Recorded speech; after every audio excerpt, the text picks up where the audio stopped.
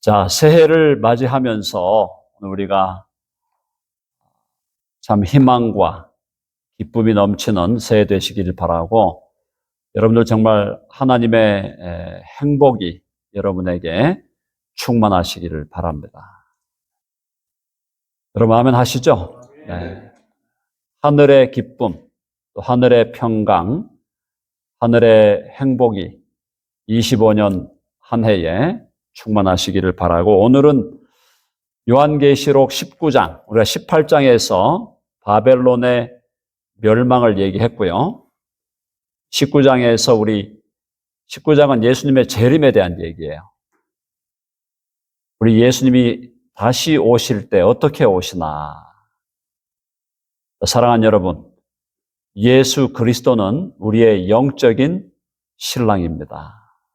한번 해볼까요? 예수님은 우리의 영적인 신랑이시다.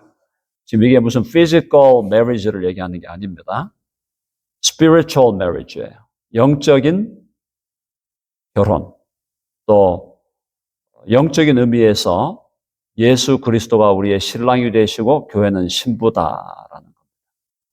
바로 그런 의미에서 주님이 다시 오신다는 것은 신랑 되신 예수 그리스도가 신부인 교회를 맞이하여 혼인 잔치를 벌이는 것이다. 거기 한번 19장 7절 한번 볼까요? 19장 7절만 한번 포커스 해봅시다. 19장 7절 다 같이 읽어봅니다. 시작. 우리가 즐거워하고 크게 기뻐하며 그에게 영광을 돌리세 어린 양의 혼인 기약이 이르렀고 그의 아내가 자신을 준비하였으므로. 바로 교회와 그리스도의 관계가 영적인 결혼의 관계고, 예수님의 초림, 예수님의 처음 오심은 우리가 예수님과 교회가 약혼을 한 거예요. 약혼을 하시고 주님이 하늘로 올라가신 다음에 주님이 재림하시는 것은 혼인잔치를, 웨딩 피스트, 웨딩 파티, 웨딩 피스트를 위해서 다시 오시는 것이다. 그러니까 예수님의 초림은 우리가 예수님과 약혼, 정혼 한다는 개념이고, 예수님의 재림은 예수님이 우리와 혼인잔치를 벌인다. 굉장히 중요한 개념이죠. 그래서 교회에 대해서 여러 가지 비유를 성경은 사용하고 있습니다. 교회는 무엇보다도 그리스도의 몸이다 그랬어요. 한번 해볼까요? 교회는 그리스도의 몸이다. The body of Christ. 그죠? 교회는 그리스도의 몸이다. 그래서 그리스도는 교회의 머리다라고 말씀했어요. 머리 되신 그리스도와 몸된 교회는 연합이 되어 있어요. 연합. 주님 안에서 아름다운 연합을 이루어서 예수님의 뜻을 따라 우리 몸이 움직일 때 우리 몸이 몸된 교회가 하나님께 영광을 돌리게 되는 줄로 믿습니다. 또 교회는 하나님을 아버지라고 부르는 가족이에요. 자, 한번 해볼까요? 교회는 하나님의 가족이다. 그래서 하나님을 아버지라고 부르는 가족이에요. 영적인 가족이에요.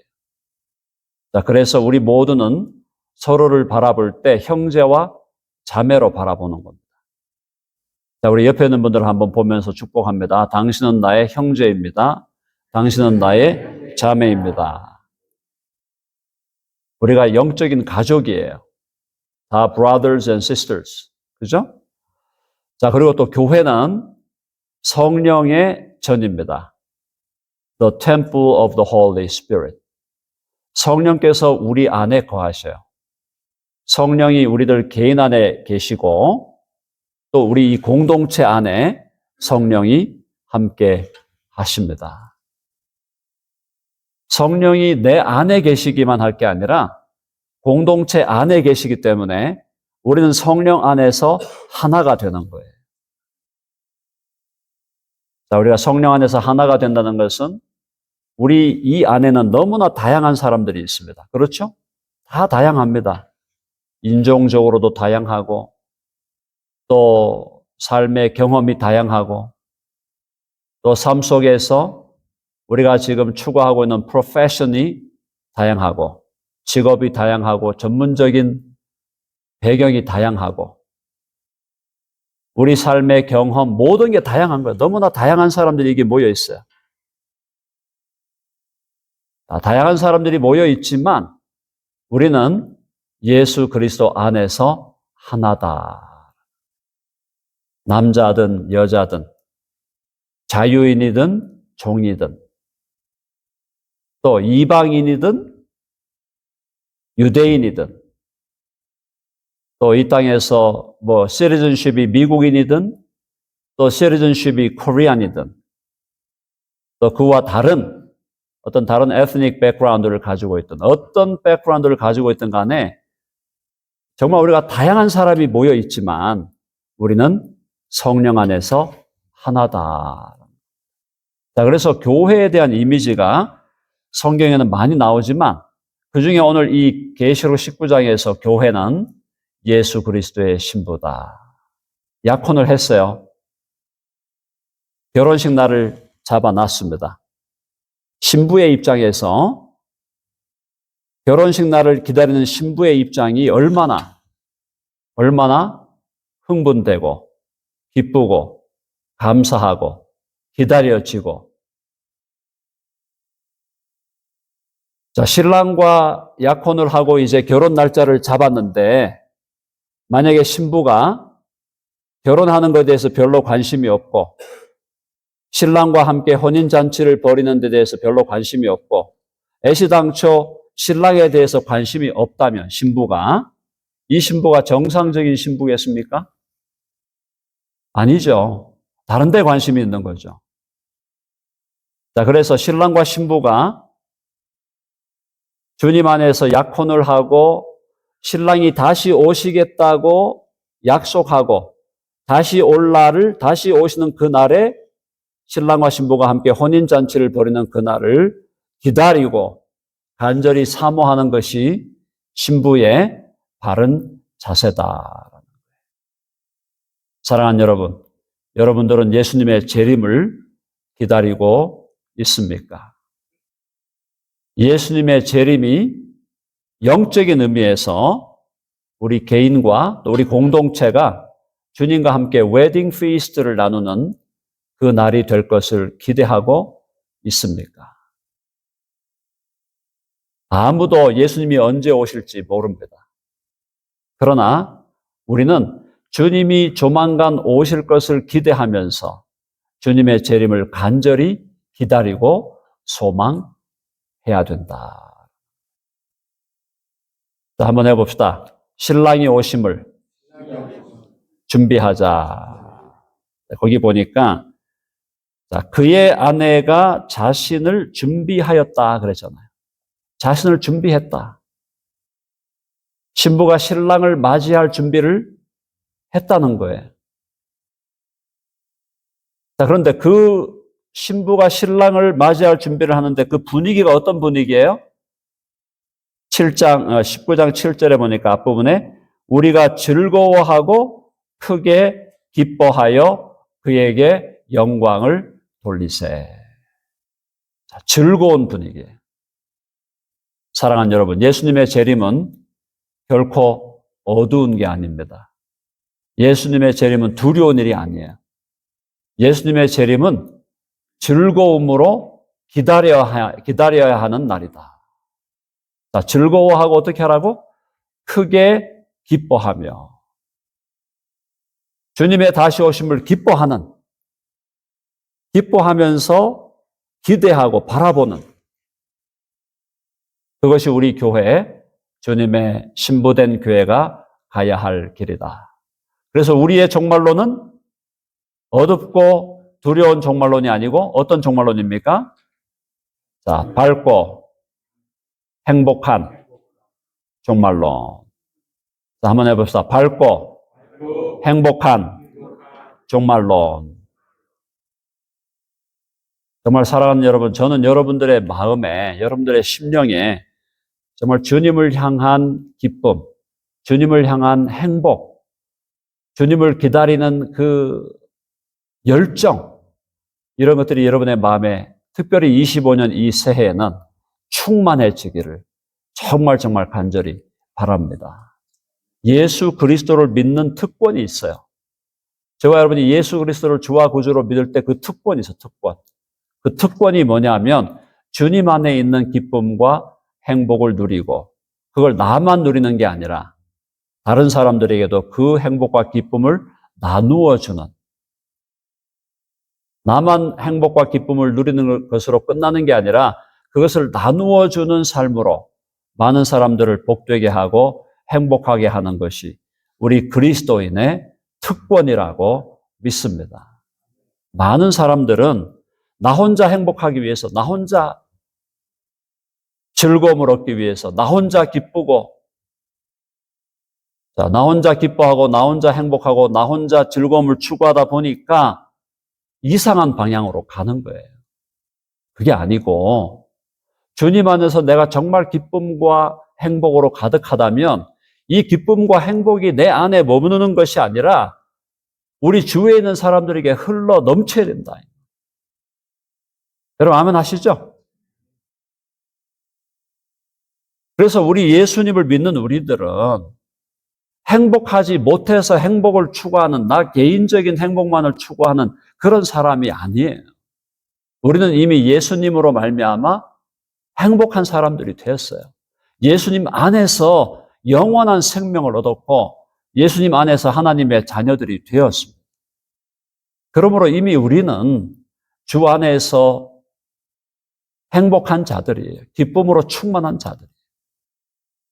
그것이 우리 안에만 머물지 않게 하시고 이 행복이 다른 사람들에게로 전달되고 나누어짐으로 다른 사람들도 행복하게 기쁘게 또 그들이 예수 그리스도를 주와 구주로 발견하고 예수 그리스도를 주와 구주로 믿고 주님께로 돌아오는 역사가 있도록 우리의 삶이 나만을 위한 삶이 아니라 바로 내 옆에 있는 다른 사람들에게 행복을 전달하는 복된 삶이 되기를 간절히 바랍니다. 자, 거기 보면 그래서 신부가 어떻게 준비했냐 보면은, 자, 8절에 보면, 8절 한번 포커스 해주세요. 8절에 보면은 그에게 빛나고 깨끗한 세마포 옷을 입도록 허락하셨으니 이 세마포 옷은 성도들의 옳은 행실이로다. 이거 중요한 포인트예요. 자, 이것은 여러분들이 우리가 옳은 행실을 해서, 자, 신부가 입는 옷입니다. 이 세마포 옷이라는 것은 신부가 입는 웨딩 드레스예요. 근데 이 웨딩 드레스를 뭐라고 지금 얘기하고 있냐면 옳은 행실이라고 그랬어요. 옳은 행실. 자, 그러면 여기서 많은 사람들이 우리가 옳은 행실을 해서 신부가 되는 거냐? 옳은 행실을 조건으로 신부가 되는 거냐? 그건 아니잖아요. 분명히 알고 계시죠? 우리가 옳은 행실을 하고 선한 행실을 해서 신부가 되는 게 아닙니다. 자, 오직 믿음으로 예수 그리스도의 신부가 된다 그랬어요. 한번 해봅시다. 오직 믿음으로. 16세기, 우리 16세기 잘 아시는 16세기 레포메이션에 마르틴 루터라는 우리 믿음의 선배가 있었습니다. 루터가 뭐라 그랬어요? 마르틴 루터가 그때 발견한 게 뭐예요? 솔라 피데예요. 한번 해볼까요? 솔라 피데. 오직 믿음으로, by faith alone이에요. 오직 믿음으로. 오직 믿음으로 우리가 구원을 얻고 오직 믿음으로 우리는 그리스도의 신부가 된다는 거예요. 이것은 우리가 철저하게 지켜야 되는 겁니다. 아멘 하시죠? 한 번 더 해봅시다. 오직 믿음으로. 믿음으로 되는 거예요. 우리 실력으로 되는 게 아니라 그랬잖아요. 우리의 실력으로, 우리의 헌신으로, 우리의 선행으로 구원받는 게 아닙니다. 구원은 오직 믿음으로, 오직 은혜로 예수 그리스도와 하나가 되고 그분을 우리의 주와 구주로 영접하고 그분의 보혈로 우리의 죄를 씻음 받아 우리가 오직 믿음과 오직 은혜로 구원을 받는 거예요. 자, 그런데 오늘 여기 지금 뭐라고 이야기하고 있어요?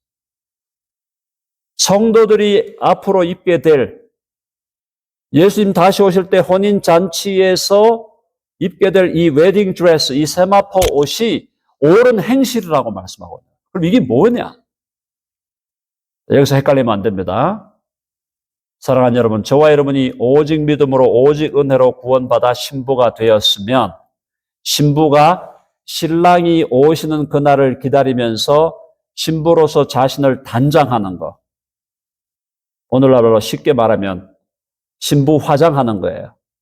신부 화장하고 신부의 자기 몸을 가꾸고 또 결혼식 날을 준비하면서 자기의 마음가짐도 새롭게 하고 그렇게 하는 것이 뭐냐? 바로 옳은 행실이다. 그러니까 신부의 자격, 신부의 지위는 오직 믿음으로 받습니다. 흔들리면 안 돼요. 근데 오직 믿음으로 오직 은혜로 신부의 자격을 얻은 그 사람이 신랑이 오시는 날을 기다리면서 자기를 준비하고 자기를 단장하는 것은 옳은 행실로 해야 된다는 거예요. 자, 그러므로 선행은 구원의 조건이 절대로 아니지만 선행은, 옳은 행실은 예수 믿는 그리스도의 신부에게서 반드시 나와야 하는 열매라는 거예요. 자, 한번 해봅시다. 구원은 믿음으로, 신부의 준비는 선행으로. 여러분 이해되셨죠? 자, 헷갈리시면 안 돼요. 이 계시록 19장 8절을 잘못 이해하면 우리가 선한 일을 해서 내가 다른 사람보다 더 잘 살아서 나의 실력으로 나의 능력으로 내가 구원받는다. 내가 그리스도의 신부가 된다. 이렇게 생각할 수가 있어요. 그게 아니에요. 여기서 말하는 것은 오직 예수 그리스도를 주와 구주로 믿음으로 그리스도의 은혜로 구원받은 우리가 이제 신부의 자격을 얻었으므로 그 신부가 이제 주님이 다시 오시는 날, 주님의 재림의 날을 기다리면서 우리는 옳은 행실로 나를 화장하고 내 몸을 가꾸고 내 마음을 준비하고 결혼식 날을 기다리면서 옳은 행실의 삶을 살아가라는 겁니다. 그러므로 믿음과 선행은 절대 분리되는 게 아니에요. 선행은 구원의 조건이 절대 아니지만 선행은 반드시 참된 믿음으로 구원받은 그 사람의 삶 속에서 선행은 반드시 나와야 된다. 아멘 하시죠?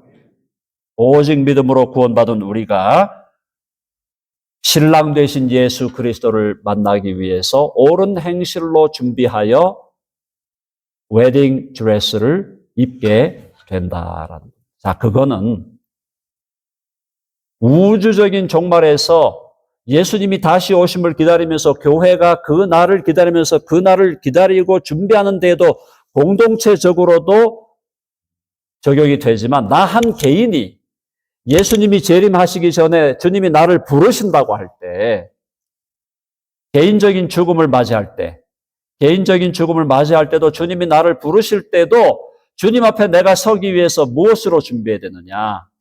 옳은 행실로 준비해야 된다. 오직 믿음으로 예수 그리스도의 거룩한 신부가 된 사람은 주님을 만나는 그때를 기다리면서 옳은 행실로 자신을 준비하라. 그러므로 참된 믿음과 선행은 절대 분리되지 않고 참된 믿음은 선행의 뿌리가 되고 선행은 참된 믿음의 열매가 된다는 거예요. 믿음은 뿌리, 선행은 열매. 한번 해보세요. 믿음은 뿌리고 선행은 열매다. 아멘 하십니까? 이 부분에서 정확하게 우리 모두가 정리하고 새해를 이런 믿음의 원리를 가지고 우리 모두가 새해를 살아갈 수 있기를 간절히 바랍니다. 자, 9절 보면 9절 포커스 9절. 천사가 내게 말하기를 기록하라.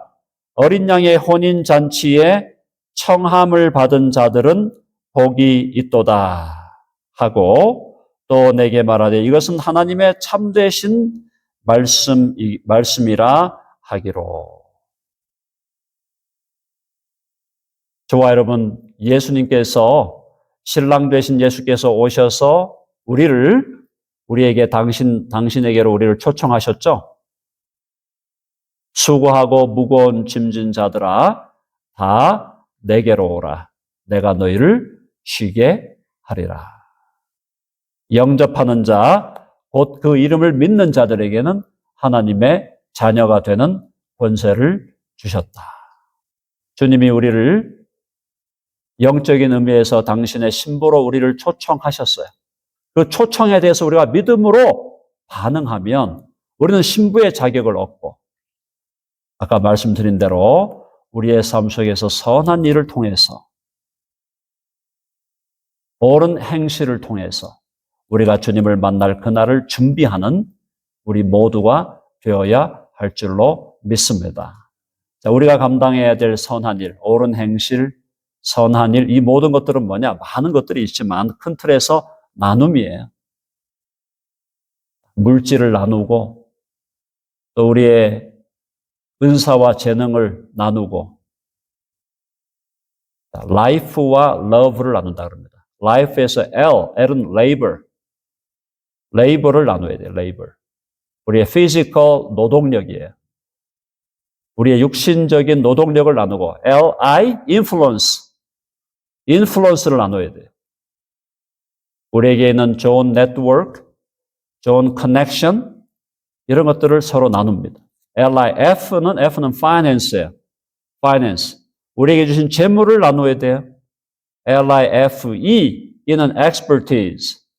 우리에게 주신 전문 지식, 우리에게 주신 은사, 재능, 이런 것들을 나눠야 된다. 나눔이 선행이에요.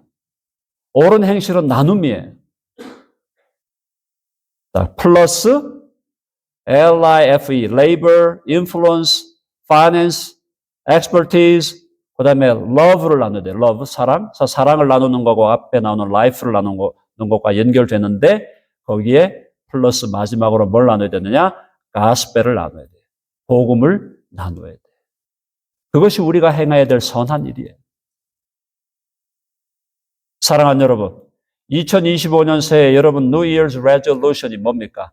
새해를 내가 어떻게 살아갈까? 새해에 내가 어떤 결단과 어떤 결심을 가지고 살아갈까? 오늘 여러분들에게 말씀드립니다. 오직 믿음으로 오직 은혜로 구원받아 하나님의 자녀가 되고 예수 그리스도의 신부가 되었으니 이제 주님을 만날 그날을 바라보면서 옳은 행실로 선한 행실로 우리를 단장하고 우리를 준비하는데 그 옳은 행실, 그 선한 행실은 나누는 것이다. life를 나누고 love를 나누고 gospel을 나누는 거예요. labor, influence, finance, expertise, love, and finally gospel. 복음을 나눠서 그 선한 행실로, 그 옳은 행실로 하나님께 영광을 돌리고 많은 사람들을 복된 삶으로 인도하고 그리고 나만 행복한 것으로 끝나지 아니하고 이 행복이 다른 사람들에게 전달되고 그들도 주님 안에서 행복한 삶을 살아가도록 인도하는 저와 여러분의 새해가 되기를 간절히 바랍니다. 자, 우리 옆에 있는 분들 축복합니다. 나눔의 삶을 살아갑시다.